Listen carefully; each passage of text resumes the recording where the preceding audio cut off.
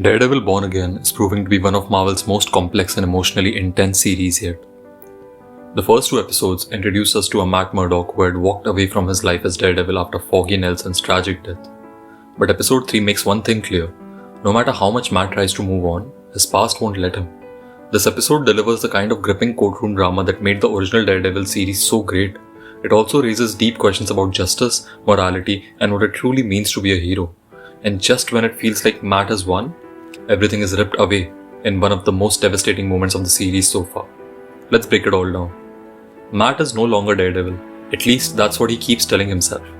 After losing Foggy and nearly killing Bullseye in revenge, he stepped away from his life as a vigilante. Instead, he's focused on his legal career, finding success in the courtroom while trying to leave his past behind. But in episode 3, we see just how impossible that is. Taking on Hector Ayala's case is the turning point. Hector, also known as the White Tiger, is accused of murder, and Matt knows this case will put him right in the middle of a war between the law and the corrupt forces controlling the city. More importantly, he knows that defending a vigilante means confronting the part of himself he's been trying to bury. From the start, Matt is hesitant. He knows what this case could mean for him, but as soon as he meets Hector, everything changes. He sees a man who isn't just fighting for himself, he's fighting for his community, and despite his own doubts, Matt cannot turn his back on him. The MCU has always had an uneasy relationship with street-level heroes. Big names like Iron Man and Captain America are celebrated, but what about the ones who fight crime in the shadows? Daredevil, Spider-Man, White Tiger, these are heroes who operate outside the system, doing what the law can't. But what makes them criminals in the eyes of the law? And that's exactly what episode 3 dives into. The courtroom scenes in this episode are some of the best in Daredevil history. We see Matt at his absolute best, sharp, relentless, and willing to risk everything to win. The prosecution goes after Hector hard, painting him as a dangerous vigilante who took the law into his own hands. And when their key witness, Nikki Torres, takes the stand, it looks like the case might be lost. Nikki, who Matt saved in episode 2, is terrified. He knows the corrupt cops are watching, and in a shocking moment, he lies under oath to protect himself. This moment is brutal, not just because it hurts Matt's case, but because it exposes just how broken the system really is. But Matt isn't done yet. In a last-ditch effort, he makes a bold move, revealing that Hector is White Tiger in court. It's risky, it could backfire completely, but in doing so, Matt forces the jury to see Hector for who he really is, a hero, not a criminal. It's a powerful moment, one that feels like a victory, but in Daredevil, victories never last long. While Matt is fighting his battle in the courtroom, Wilson Fisk is playing a much larger game. Fisk is no longer just a crime lord, he's the mayor of New York. On the surface, he's a changed man. He's in therapy, he's working on his marriage with Vanessa, and is supposedly trying to leave his old life behind. But anyone who knows Fisk knows the truth. He hasn't changed, he's just gotten smarter.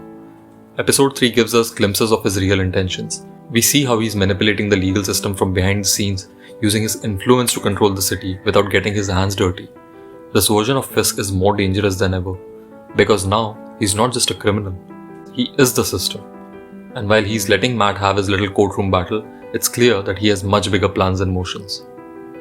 One of the best standouts in this episode is Kamar de los Reyes, who gives an unforgettable performance as Hector Ayala. Hector is a man who has spent his life fighting for others. As White Tiger, he's defended his community, and now, on trial for a crime he did not commit, he refuses to back down.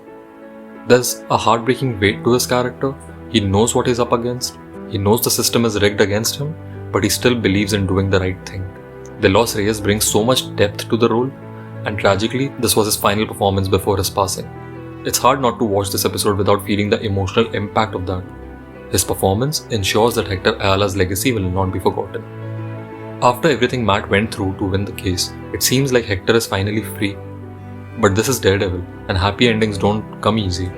As Hector returns to the streets, determined to continue his work as White Tiger, he's suddenly gunned down. The shooter, an unknown figure wearing a modified Punisher skull, just like the corrupt cops we saw earlier in the series.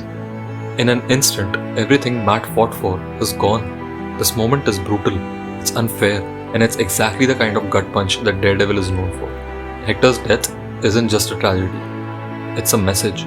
The people Matt went up against in court weren't going to let him win, so they took justice in their own hands.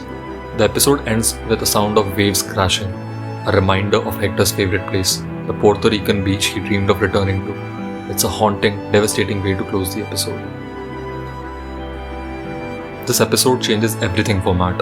For the past 3 decades, he's been trying to convince himself that he doesn't need to be Daredevil anymore, that he can do more good as a lawyer. But now, that belief has been shattered. Hector's death proves that the justice system isn't enough, that sometimes justice needs more than the law. And whether Matt wants to admit it or not, he knows what he has to do next. The big question is, when he finally puts the mask back on, will he still be the same Daredevil, or will the darkness take over? One thing is for sure, Daredevil Born Again just delivered its most powerful episode yet, and things are only going to get darker from here. Thank you for watching. See you next time.